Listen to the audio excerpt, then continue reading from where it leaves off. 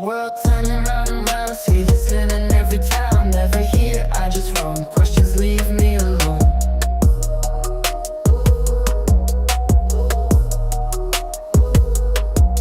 Suspicion in their eyes, is it wrong to live in disguise? Misdemeanor or a crime? I just wonder all the time.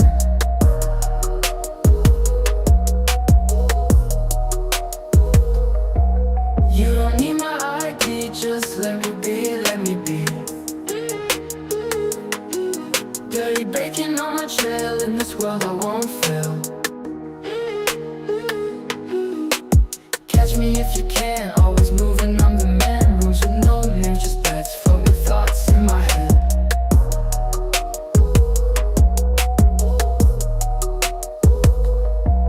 On a train or in the sky, I'm the one who loves to fly. No chains to hold me down, freedom's what I found. You don't need my ID, just let me be, let me be. Dirty bacon on my trail, in this world I won't fail.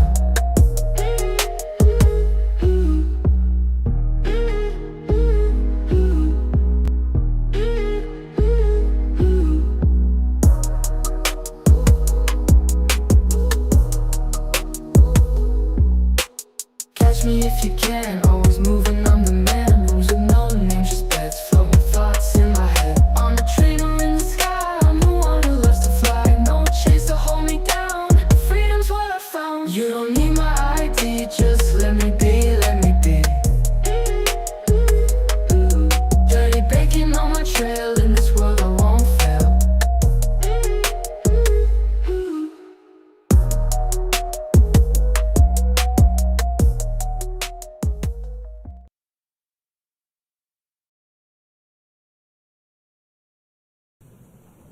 Thank you very much.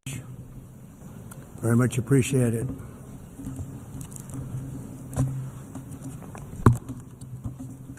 And I don't mind making this speech without a teleprompter, because the teleprompter is not working. I feel very happy to be up here with you nevertheless, and that way you speak more from the heart. I can only say that whoever's operating this teleprompter is in big trouble.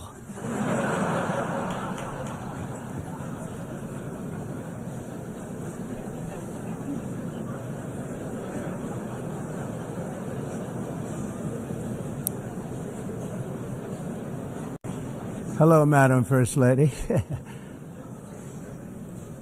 Thank you very much for being here. And Madam President, Mr. Secretary General, First Lady of the United States, distinguished delegates, ambassadors, and world leaders. 6 years have passed since I last stood in this grand hall and addressed a world that was prosperous and at peace in my first term.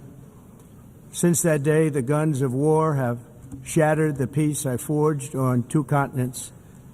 An era of calm and stability gave way to one of the great crises of our time. And here in the United States, 4 years of weakness, lawlessness, and radicalism under the last administration delivered our nation into a repeated set of disasters. 1 year ago, our country was in deep trouble, but today, just 8 months into my administration, we are the hottest country anywhere in the world, and there is no other country even close. America is blessed with the strongest economy, the strongest borders, the strongest military, the strongest friendships, and the strongest spirit of any nation on the face of the earth. This is indeed the golden age of America. We are rapidly reversing the economic calamity we inherited from the previous administration, including ruinous price increases and record-setting inflation like we've never had before. Under my leadership, energy costs are down, gasoline prices are down, grocery prices are down, mortgage rates are down, and inflation has been defeated. The only thing that's up is the stock market, which just hit a record high. In fact, it hit a record high 48 times in the last short period of time.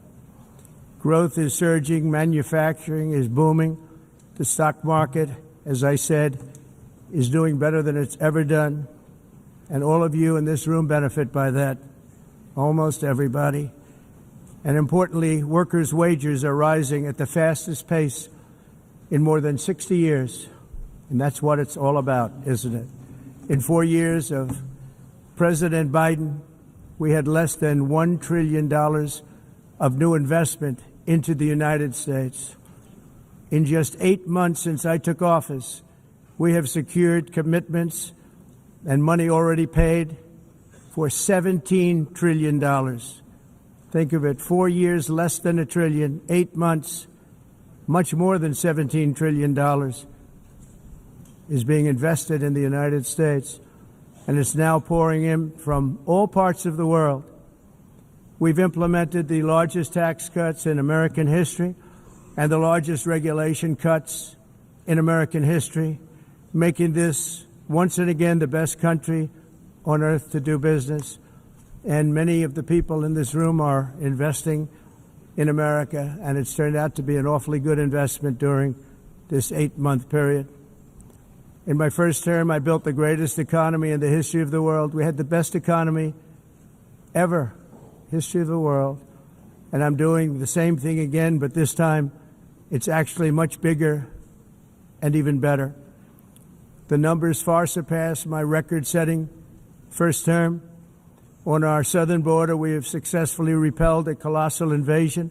And for the last 4 months, and that's 4 months in a row, the number of illegal aliens admitted and entering our country has been 0.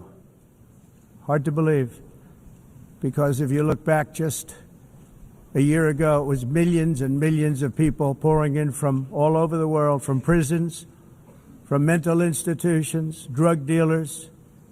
All over the world they came. They just poured into our country with the ridiculous open border policy of the Biden administration.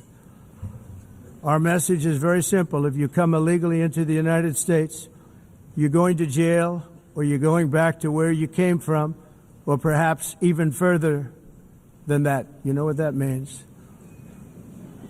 I want to thank the country of El Salvador for the successful and professional job they've done in receiving and jailing so many criminals that entered our country. And it was under the previous administration that the number became record-setting, and they're all being taken out. We have no choice. And other countries have no choice, because other countries are in the exact same situation with immigration. It's destroying your country, and you have to do something about it. On the world stage, America is respected again like it has never been respected before. You think about 2 years ago, 3 years ago, 4 years ago, or 1 year ago, we were a laughingstock all over the world.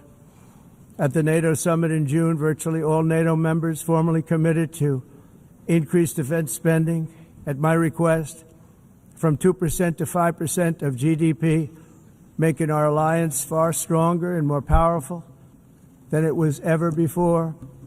In May, I traveled to the Middle East to visit my friends and rebuild our partnerships in the Gulf and those valued relationships with Saudi Arabia, Qatar, and the UAE, and other countries are now, I believe, closer than ever before.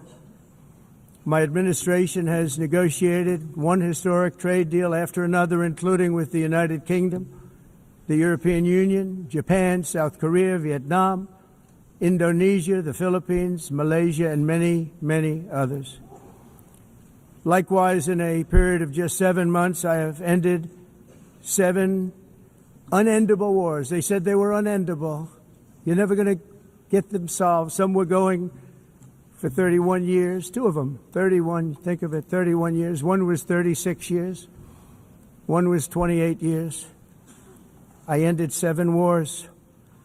And in all cases, they were raging with countless thousands of people being killed. This includes Cambodia and Thailand, Kosovo and Serbia, The Congo and Rwanda, a vicious, violent war that was. Pakistan and India, Israel and Iran, Egypt and Ethiopia, and Armenia and Azerbaijan. It included all of them. No president or prime minister, and for that matter, no other country has ever done anything close to that. And I did it in just 7 months. It's never happened before. There's never been anything like that. I'm very honored to have done it. It's too bad that I had to do these things instead of the United Nations doing them.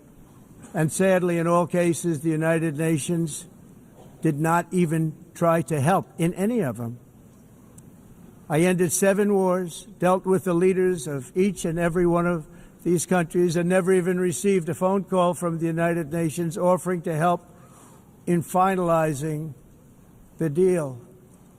All I got from the United Nations was an escalator that on the way up stopped right in the middle. If the First Lady wasn't in great shape, she would have fallen. But she's in great shape. We're both in good shape. We both stood. And then a teleprompter that didn't work. These are the 2 things I got from the United Nations, a bad escalator and a bad teleprompter. Thank you very much. And by the way, it's working now. It just went on. Thank you. I think I should just do it the other way. It's easier. Thank you very much. I didn't think of it at the time because I was too busy working to save millions of lives. That is the saving and stopping of these wars. But later I realized that the United Nations wasn't there for us. They weren't there. I thought of it really after the fact, not during these negotiations, which were not easy. That being the case, what is the purpose of the United Nations? The UN has such tremendous potential. I've always said it. It has such tremendous, tremendous potential, but it's not even coming close to living up to that potential. For the most part, at least for now, all they seem to do is write a really strongly worded letter and then never follow that letter up. It's empty words, and empty words don't solve war. The only thing that solves war and wars is action. Now, after ending all of these wars and also earlier negotiating the Abraham Accords, which is a very big thing for which our country received no credit, never receives credit. Everyone says that I should get the Nobel Peace Prize for each one of these achievements. But for me, the real prize will be the sons and daughters who live to grow up with the mothers and fathers, because millions of people are no longer being killed in endless and unglorious wars. What I care about is not winning prizes, it's saving lives. We saved millions and millions of lives with the 7 wars. And we have others that we're working on, and you know that. Many years ago, a very successful real estate developer in New York, known as Donald J. Trump, I bid on the renovation and rebuilding of this very United Nations complex. I remember it so well.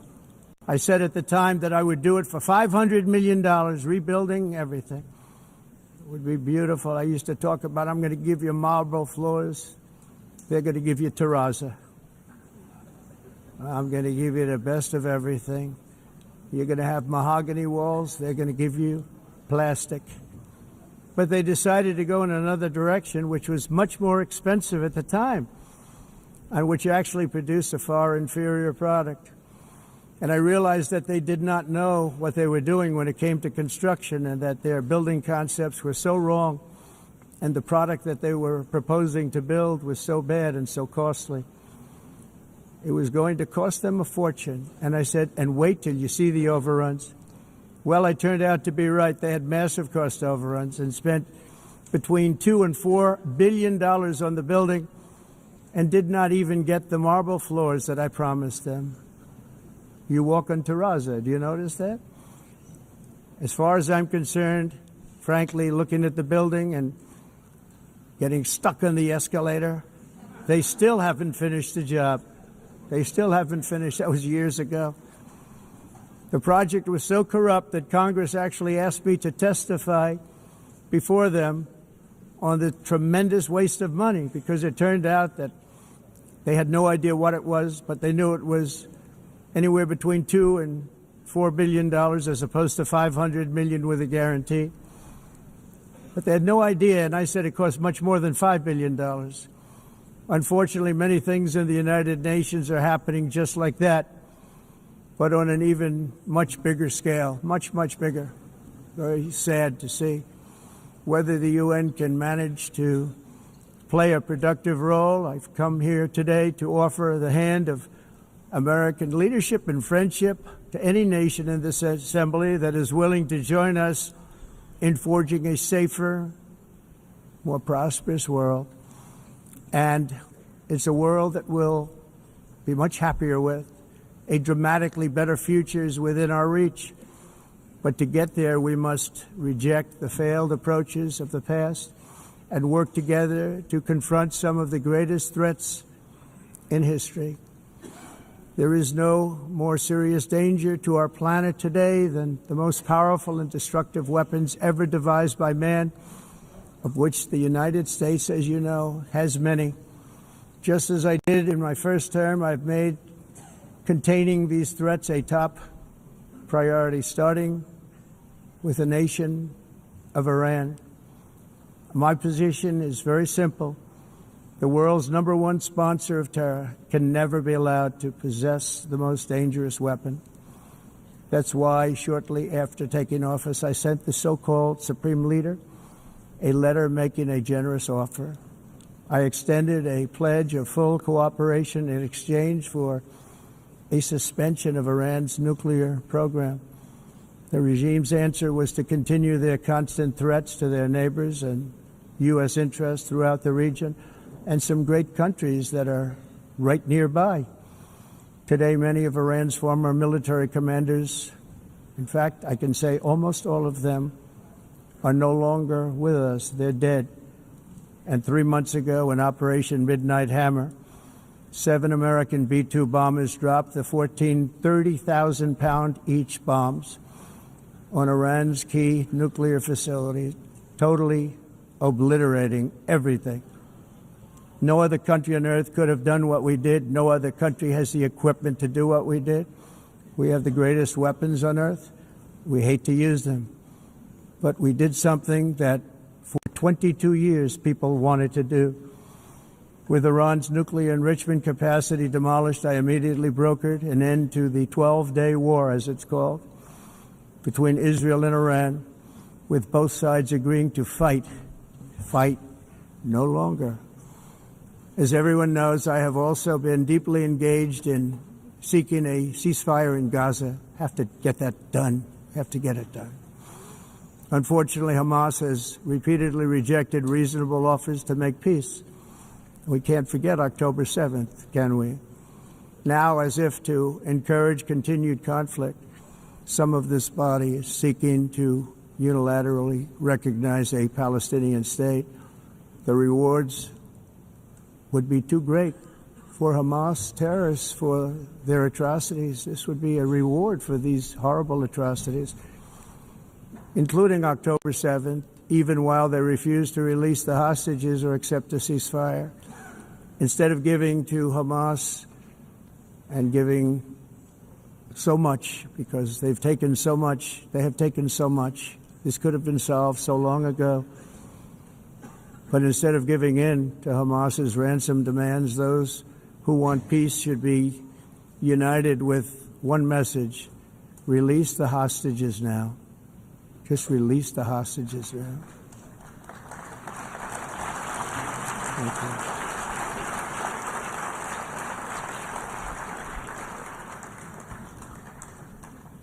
Thank you. As we have got to come together, and we will come together, got to get it done. We have to stop the war in Gaza immediately. We have to stop it. We have to get it done. We have to negotiate, immediately have to negotiate peace. We got to get the hostages back. We want all 20 back. We don't want 2 and 4. As you know, I got, along with Steve Witkoff and others that helped us, Marco Rubio, we got most of them back. We were involved in all of them. But I always said the last 20 are going to be the hardest, and that's exactly what happened. We have to get them back now. We don't want to get back 2, and then another 2, and then 1, and then 3. Have this process. No, we want them all back, and we want the actually 38 dead bodies back too. Those parents came to me, and they want them back, and they want them back very quickly and very badly, as though they were alive. They want them. They want them every bit as much as if their son or daughter were alive. I've also been working relentlessly, stopping the killing in Ukraine. I thought that would be, of the 7 wars that I stopped, I thought that would be the easiest because of my relationship with President Putin, which had always been a good one. I thought that was going to be the easiest one. But, you know, in war, you never know what's going to happen. There are always lots of surprises, both good and bad. Everyone thought Russia would win this war in 3 days, but it didn't work out that way. It was supposed to be just a quick little skirmish. It's not making Russia look good. It's making them look bad. No matter what happens from here on out, this was something that should have taken a matter of days, certainly less than a week. And they've been fighting for 3.5 years and killing anywhere from 5,000 to 7,000 young soldiers, mostly soldiers, on both sides, every single week, from 5,000 to 7,000 dead young people, and some in cities, much smaller numbers, where rockets are shot, where drones are dropped. This war would never have started if I were president. This was a war that should have never happened. It shows you what leadership is, what bad leadership can do to a country. Look what happened to the United States, and look where we are right now in just a short period of time. The only question now is how many more lives will be needlessly lost on both sides. China and India are the primary funders of the ongoing war by continuing to purchase Russian oil. But inexcusably, even NATO countries have not cut off much Russian energy and Russian energy products, which, as you know, I found out about 2 weeks ago, and I wasn't happy. Think of it. They're funding the war against themselves. Who the hell ever heard of that one? In the event that Russia is not ready to make a deal to end the war, then the United States is fully prepared to impose a very strong round of powerful tariffs, which would stop the bloodshed, I believe, very quickly. But for those tariffs to be effective, European nations, all of you are gathered here right now, would have to join us in adopting the exact same measures. I mean, you're much closer to this. We have an ocean in between. You're right there. And Europe has to step it up. They can't be doing what they're doing. They're buying oil and gas from Russia while they're fighting Russia. It's embarrassing to them, and it was very embarrassing to them when I found out about it, I can tell you that. They have to immediately cease all energy purchases from Russia. Otherwise, we're all wasting a lot of time. So I'm ready to discuss this. We're going to discuss it today with the European nations, all gathered here. I'm sure they're thrilled to hear me speak about it, but that's the way it is. I like to speak my mind and speak the truth. As we seek to reduce the threat of dangerous weapons today, I'm also calling on every nation to join us in ending the development of biological weapons once and for all. And biological is terrible, and nuclear is even beyond, and we include nuclear in that. We want to have a cessation of the development of nuclear weapons. We know, and I get to view it all the time. Sir, would you like to see? And I look at weapons that are so powerful that we just can't ever use them. If we ever use them, the world literally might come to an end. There would be no United Nations to be talking about. There would be no nothing. Just a few years ago, reckless experiments overseas gave us a devastating global pandemic. Yet despite that worldwide catastrophe, many countries are continuing extremely risky research into bioweapons and man-made pathogens. This is unbelievably dangerous, to prevent potential disasters, I'm announcing today that my administration will lead an international effort to enforce Biological Weapons Convention, which is going to be meeting with the top leaders of the world by pioneering an AI verification system that everyone can trust. Hopefully the UN can play a constructive role, and it will also be one of the early projects under AI. Let's see how good it is, because a lot of people are saying it could be one of the great things ever, but it also can be dangerous, but it could be put to tremendous use and tremendous good, and this would be an example of that.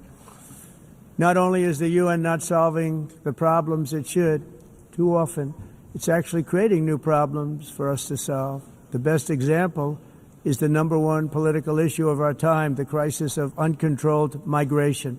It's uncontrolled. Your countries are being ruined. The United Nations is funding an assault on Western countries and their borders. In 2024, the UN budgeted $372 million in cash assistance to support an estimated 624,000 migrants journeying into the United States. Think of that. The UN is supporting people that are illegally coming into the United States, and then we have to get them out. The UN also provided food, shelter, transportation, and debit cards to illegal aliens. Can you believe that? On the way to infiltrate our southern border. Millions of people came through that southern border. Just a year ago, millions and millions of people were pouring in, 25 million altogether over the 4 years of the incompetent Biden administration. And now we have it stopped, totally stopped. In fact, they're not even coming anymore because they know they can't get through. But what took place is totally unacceptable. The UN is supposed to stop invasions, not create them and not finance them. In the United States, we reject the idea that mass numbers of people from foreign lands can be permitted to travel halfway around the world, trample our borders, violate our sovereignty, cause unmitigated crime, and deplete our social safety net. We have reasserted that America belongs to the American people, and I encourage all countries to take their own stand in defense of their citizens as well. You have to do that because I see it. I'm not mentioning names. I see it, and I can call every single one of them out. You're destroying your countries. They're being destroyed. Europe is in serious trouble. They've been invaded by a force of illegal aliens like nobody's ever seen before. Illegal aliens are pouring into Europe. Nobody is ever, and nobody's doing anything to change it, to get them out. It's not sustainable. And because they choose to be politically correct, they're doing just absolutely nothing about it. And I have to say, I look at London, where you have a terrible mayor, terrible, terrible mayor. And it's been so changed, so changed. Now they want to go to Sharia law. But you're in a different country. You can't do that. Both the immigration and their suicidal energy ideas will be the death of Western Europe if something is not done immediately. This cannot be sustained. What makes the world so beautiful is that each country is unique. But to stay this way, every sovereign nation must have the right to control their own borders. You have the right to control your borders, as we do now, and to limit the sheer numbers of migrants entering their countries and paid for by the people of that nation that were there and that built that particular nation at the time. They put their blood, sweat, tears, money into that country, and now they're being ruined. Proud nations must be allowed to protect their communities and prevent their societies from being overwhelmed by people they have never seen before, with different customs, religions, with different everything. Where migrants have violated laws, lodged false asylum claims, or claimed refugee status for illegitimate reasons, they should, in many cases, be immediately sent home. And while we will always have a big heart for places and people that are struggling and truly compassionate, answers will be given. We have to solve the problem, and we have to solve it in their countries, not create new problems in our countries. And we are very helpful to a lot of countries that are just not able to send their people anymore. They used to send them to us in caravans of 25, 30,000 people each. These massive caravans of people pouring into our country, totally unchecked and unvetted. But not anymore. According to the Council of Europe, in 2024, almost 50% of inmates in German prisons were foreign nationals or migrants. In Austria, the number was 53% of the people in prisons were from places that weren't from where they are now. In Greece, the number was 54%, and in Switzerland, beautiful Switzerland, 72% of the people in prisons are from outside of Switzerland. When your prisons are filled with so-called asylum seekers who repaid kindness, and that's what they did, they repaid kindness with crime. It's time to end the failed experiment of open borders. You have to end it now. See, I can tell you, I'm really good at this stuff. Your countries are going to hell. In America, we've taken bold action to swiftly shut down uncontrolled migration. Once we started detaining and deporting everyone who crossed the border and removing illegal aliens from the United States, they simply stopped coming. They're not coming anymore. We're getting a lot of credit, but they're not coming anymore. This was a humanitarian act for all involved, because on the trips up, thousands of people a week were dying. Women were being raped. Nobody's ever seen anything like it. Raped, horribly beaten, raped. On the trip up, the journey up, it was a long walk. It was a long, arduous journey, indeed.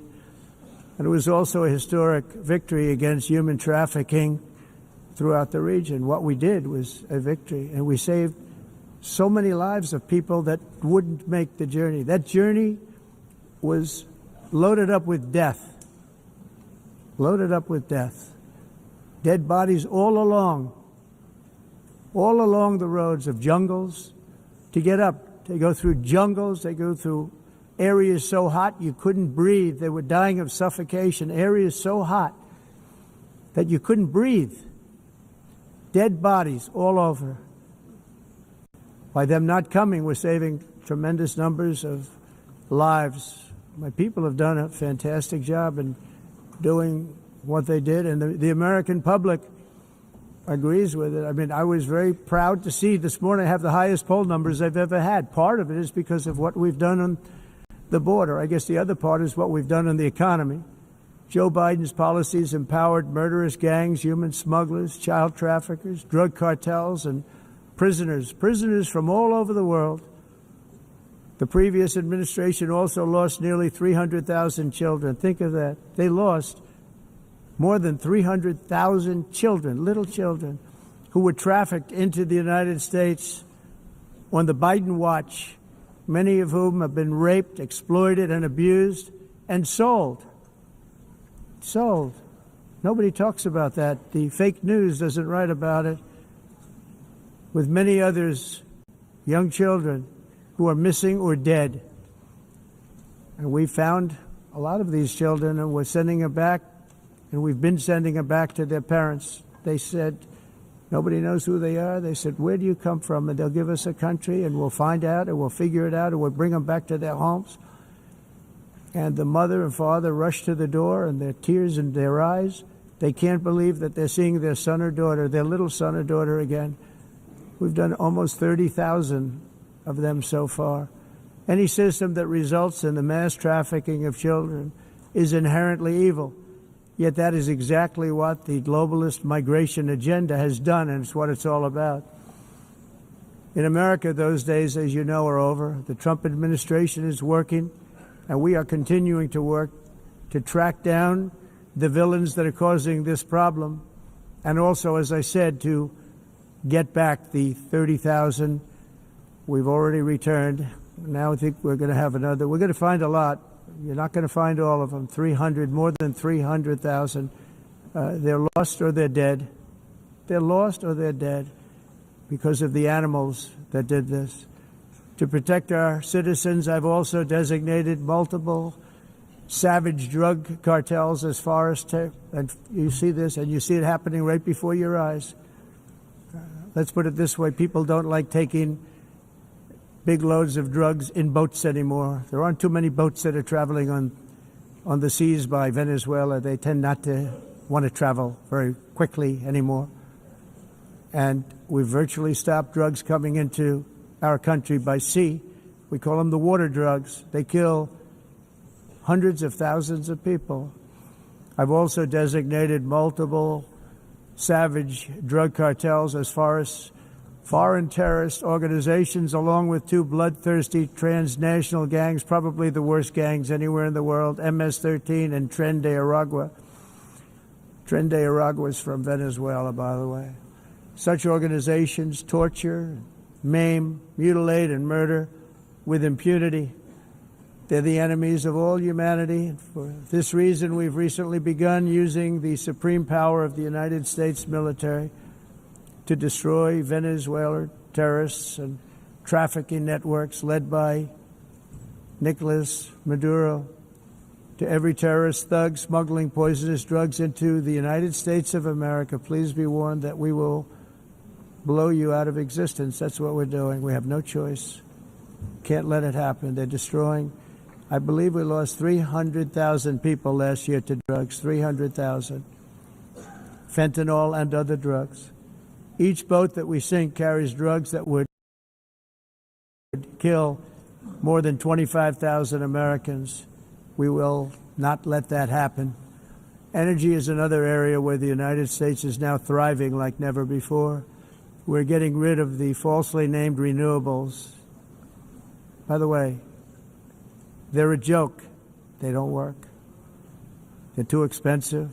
They're not strong enough to fire up the plants that you need to make your country great. The wind doesn't blow. Those big windmills are so pathetic and so bad, so expensive to operate. And they have to be rebuilt all the time, and they start to rust and rot.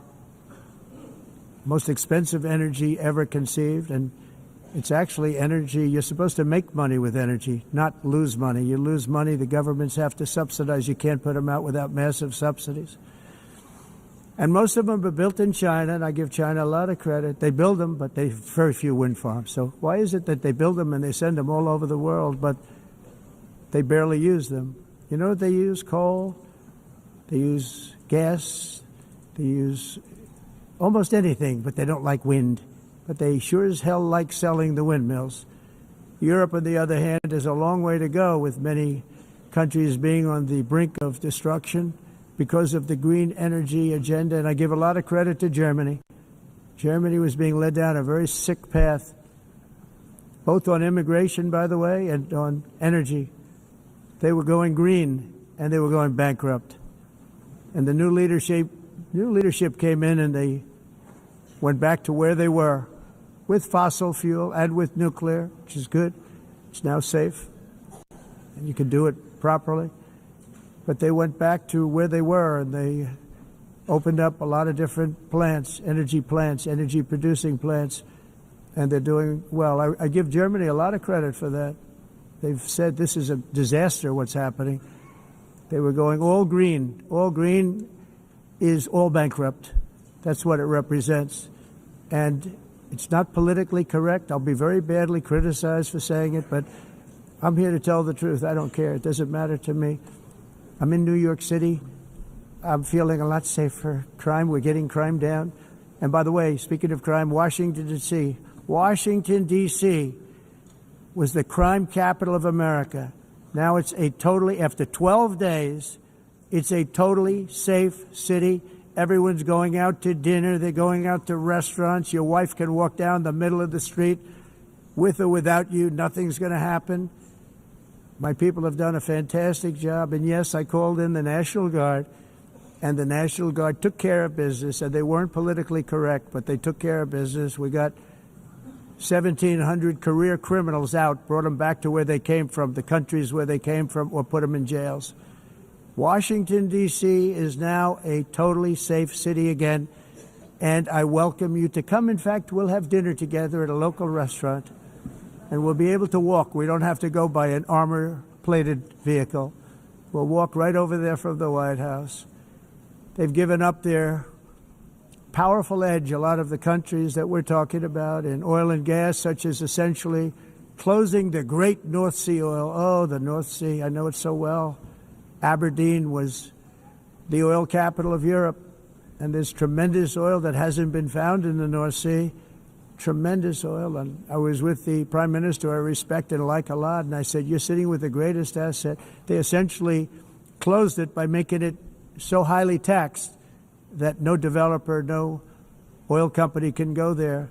They have tremendous oil left, and more importantly, they have tremendous oil that hasn't even been found yet. And what a tremendous asset for the United Kingdom. And I hope the Prime Minister is listening, because I told it to him 3 days in a row. That's all he heard. North Sea oil, North Sea, because I want to see them do well. I want to stop seeing them ruining that beautiful Scottish and English countryside with windmills and massive solar panels that go 7 miles by 7 miles, taking away farmland. But we're not letting this happen in America. In 1982, the executive director of the United Nations Environmental Program predicted that by the year 2000, climate change would cause a global catastrophe. He said that it will be irreversible, as any nuclear holocaust would be. This is what they said at the United Nations. What happened? Here we are. Another UN official stated in 1989 that within a decade, entire nations could be wiped off the map by global warming. Not happening. You know, it used to be global cooling. If you look back years ago in the 1920s and the 1930s, they said global cooling will kill the world. We have to do something. Then they said global warming will kill the world. But then it started getting cooler. So now they could just call it climate change, because that way they can't miss. It's climate change. Because if it goes higher or lower, whatever the hell happens, there's climate change. It's the greatest con job ever perpetrated on the world, in my opinion. Climate change, no matter what happens, you're involved in that. No more global warming, no more global cooling. All of these predictions made by the United Nations and many others, often for bad reasons, were wrong. They were made by stupid people that have cost their countries fortunes and given those same countries no chance for success. If you don't get away from this green scam, your country is going to fail. And I'm really good at predicting things, you know. They actually said during the campaign they had a hat, the best-selling hat. Trump was right about everything. And I don't say that in a braggadocious way, but it's true. I've been right about everything. And I'm telling you that if you don't get away from the green energy scam, your country is going to fail. And if you don't stop people that you've never seen before, that you have nothing in common with, your country is going to fail. I'm the President of the United States, but I worry about Europe. I love Europe. I love the people of Europe. And I hate to see it being devastated by energy and immigration. This double-tailed monster destroys everything in its wake, and they cannot let that happen any longer. You're doing it because you want to be nice. You want to be politically correct, and you're destroying your heritage. They must take control strongly and immediately of the unmitigated immigration disaster and the fake energy catastrophe before it's too late. The carbon footprint is a hoax made up by people with evil intentions, and they're heading down a path of total destruction. You know, the carbon footprint, it was a big, big thing a few years ago. I remember hearing about the carbon footprint, and then President Obama would get into Air Force One, a massive Boeing 747, and not a new one, an old one with old engines that spew everything into the atmosphere. He'd talk about the carbon footprint, we must do so. Then he'd get in and he'd fly from Washington to Hawaii to play a round of golf. And then he'd get back onto that big, beautiful plane and he'd fly back and he'd talk about, again, global warming and the carbon footprint. It's a con job. At extreme cost and expense, Europe reduced its own carbon footprint by 37%. Think of that. Congratulations, Europe. Great job. You cost yourself a lot of jobs, a lot of factories closed, but you reduced the carbon footprint by 37%. However, for all of that sacrifice and much more, it's been totally wiped out and then some by a global increase of 54%. Much of it coming from China and other countries that are thriving around China, which now produces more CO2 than all the other developed nations in the world. So all of these countries are working so hard on the carbon footprint, which is nonsense, by the way. It's nonsense. You know, it's interesting. In the United States, we have still radicalized environmentalists, and they want the factories to stop. Everything should stop. No more cows. We don't want cows anymore. I guess they want to kill all the cows. They want to do things that are just unbelievable, and you have it too. But you know, we have a border, strong, and we have a shape, and that shape doesn't just go straight up. That shape is amorphous when it comes to the atmosphere. And if we had the most clean air, and I think we do, we have very clean air. We have the cleanest air we've had in many, many years. But the problem is that other countries, like China, which has air that's a little bit rough, it blows. And no matter what you're doing down here, the air up here tends to get very dirty because it comes in from other countries where their air isn't so clean. And the environmentalists refuse to acknowledge that. Same thing with garbage. In Asia, they dump much of their garbage right into the ocean. And over about a 1 week and 2 week journey, it flows right past Los Angeles. You've seen it. Massive amounts of garbage, almost too much to do anything about, flowing past Los Angeles, past San Francisco, and then somebody will get in trouble because he dropped a cigarette on the beach. The whole thing is crazy. The primary effect of these brutal green energy policies has not been to help the environment, but to redistribute manufacturing and industrial activity from developed countries that follow the insane rules that are put down to polluting countries that break the rules and are making a fortune. They're making a fortune. European electricity bills are now 4 to 5 times more expensive than those in China, and 2 to 3 times higher than the United States. And our bills are coming way down. You probably see that our gasoline prices are way down. You know, we have an expression, drill. Nós reduzimos os custos de energia porque nós faremos, como a expressão, vamos fazer tudo isso, reduzir os custos de energia, e os custos diminuíram nos Estados Unidos. Common to see one. Por exemplo, se você olhar Electric costs nos países em approximately faturas de energia, 100 heat-related deaths. nós não mas nós nos Estados Unidos conseguimos usar eles e evitar aumento da temperatura, porque é muito caro também usar nada e ninguém usa. Pretending to stop the global Tudo isso hoax. The como a of asking mudança. industrialized nations, Esse agenda mundialista não tem nenhum sentido. entire societies must be rejected País and it must be immediate.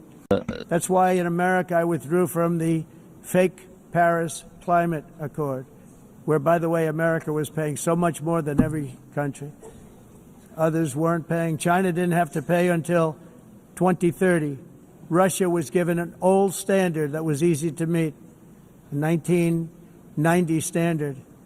But for the United States, we're supposed to pay like $1 trillion. And I said, this is another scam. The fact is, the United States has been taken advantage of by the world for many, many years, but not any longer, as you probably noticed. I unleashed massive energy production and signed historic executive orders to hunt for oil, but we don't have to do much hunting because we have the most oil of any nation, anywhere, oil and gas in the world. And if you add coal, We have the most of any nation in the world. Clean, I call it clean, beautiful coal. You can do things today with coal that you couldn't have done 10 years ago, 15 years. So I have a little standing order in the White House. Never use the word coal, only use the words clean, beautiful coal. Sounds much better, doesn't it? But we stand ready to provide any country with abundant, affordable energy supplies if you need them, when most of you do. We're proudly exporting energy all over the world. We're now the largest exporter. In the United States, we want trade and robust commerce with all nations, everybody. We want to help nations. We're going to help nations. But it must also be fair and reciprocal. The challenge with trade is much the same with climate. The countries that followed the rules, all their factories have been plundered. It's really sad to watch. They've been broken. They've been broken by countries that broke the rules. That's why the United States is now applying tariffs to other countries, and much as these tariffs were for many years applied to us, uncontrollably applied to us. We've used tariffs as a defense mechanism under the Trump administration, including my first term, where hundreds of billions of dollars in tariffs were taken in. And by the way, we had the lowest inflation, and now we have very low inflation. The only thing different is that we have hundreds of billions of dollars flowing into our country. But this is how we will ensure that the system works for everyone and is sustainable into the future. We're also using tariffs to defend our sovereignty and security throughout the world, including against nations that have taken advantage of former U.S. administrations for decades, including the most corrupt, incompetent administration in history, the sleepy Joe Biden administration. Brazil now faces major tariffs in response to its unprecedented efforts to interfere in the rights and freedoms of our American citizens and others, with censorship, repression, weaponization, judicial corruption, and targeting of political critics in the United States. I have a little problem saying this because I must tell you, I was walking in and the leader of Brazil was walking out. We saw him and I saw him, he saw me, and we embraced. And then I'm saying, can you believe I'm going to be saying this in just 2 minutes? But we actually agreed that we would meet next week. We didn't have much time to talk, like about 20 seconds. They were in retrospect, I'm glad I waited because this thing didn't work out too well. But we did talk. We had a good talk, and we agreed to meet next week, if that's of interest. But he seemed like a very nice man, actually. He liked me, I liked him.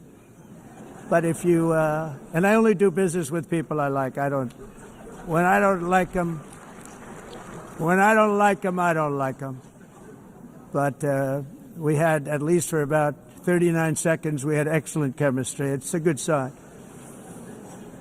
But also in the past, Brazil, can you believe this, unfairly tariffed our nation, but now because of our tariffs, we are hitting them back, and we're hitting them back very hard. As president, I will always defend our national sovereignty and the rights of American citizens. So I'm very sorry to say this, that Brazil is doing poorly and will continue to do poorly.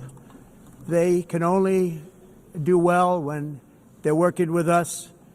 Without us, they will fail, just as others have failed. It's true. Next year, the United States will celebrate the 250th anniversary of our glorious independence, a testament to enduring power and American freedom and spirit. We will also be proudly hosting the 2026 FIFA World Cup, and shortly thereafter, the 2028 Olympics, which is going to be very exciting. I hope you all come. I hope that countless people from all over the globe will take part of these will be great celebrations of liberty and human achievement, and that together we all can rejoice in the miracles of history that began in July 4th, 1776, when we founded the light to all nations. And it's something really that an amazing thing came out of that date. It's called the United States of America. In honor of this momentous anniversary, I hope that all countries who find inspiration in our example will join us in renewing our commitment, values, and those values really that we hold so dear together.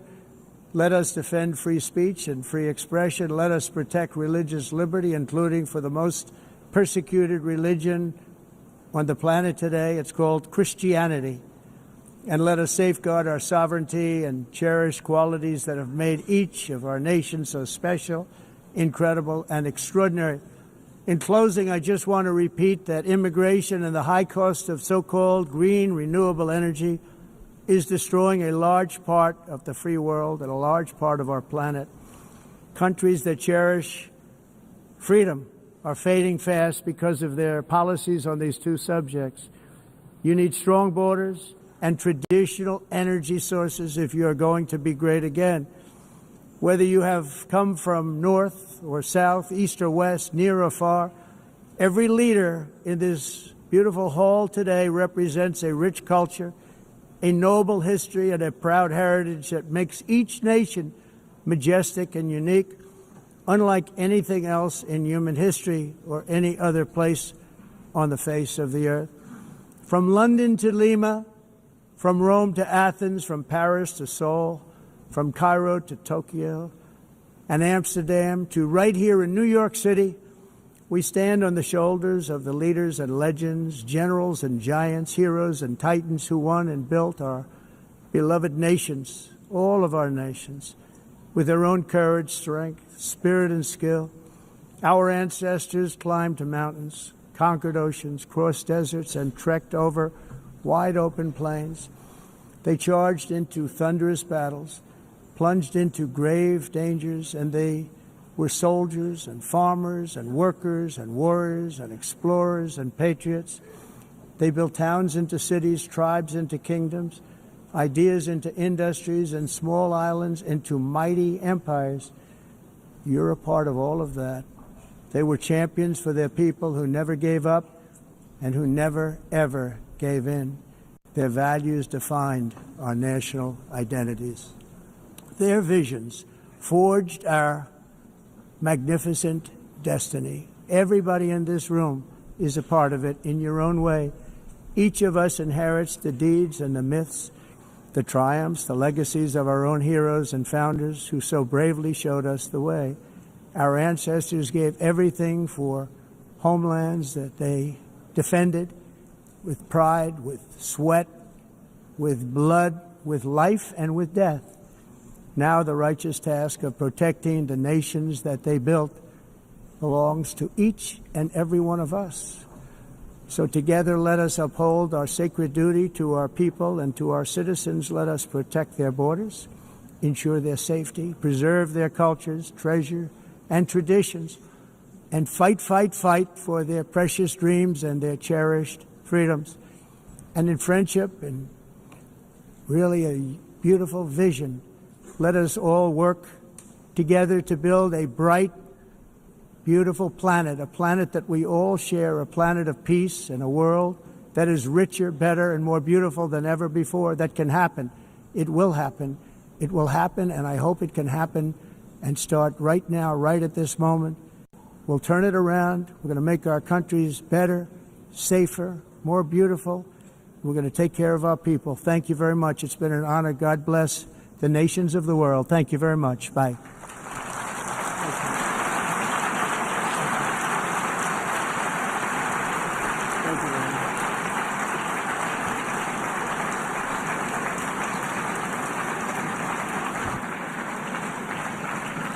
On behalf of the Assembly, I wish to thank the President of the United States,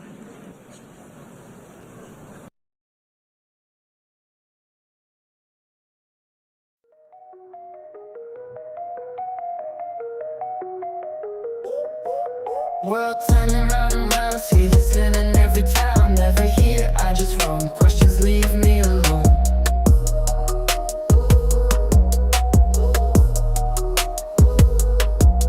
Suspicion in their eyes, is it wrong to live in disguise? Misdemeanor or a crime? I just wonder all the time.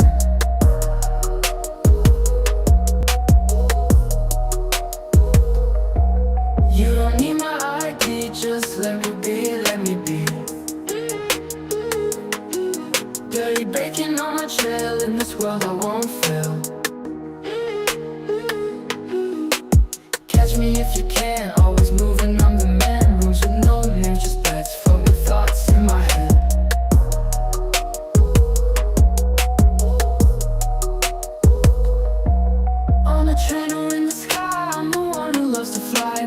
chains to hold me down.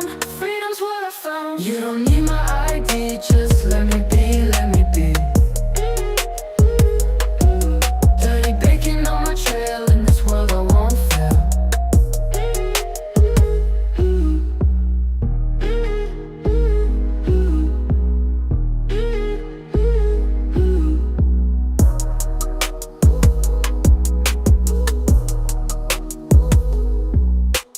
Catch me if you can, always moving, I'm the man. Rules with no name, just bets, floating thoughts in my head. On a train or in the sky, I'm the one who loves to fly. No chains to hold me down, freedom's what I found. You don't need my ID, just let me be, let me be.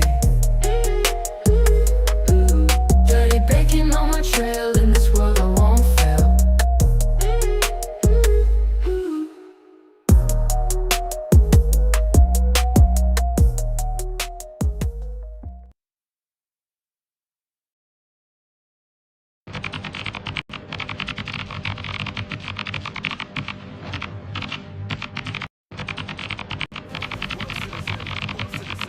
Walking with the breeze, canoe chains to top me down. I'm living as I please. World citizen, across the ocean wide.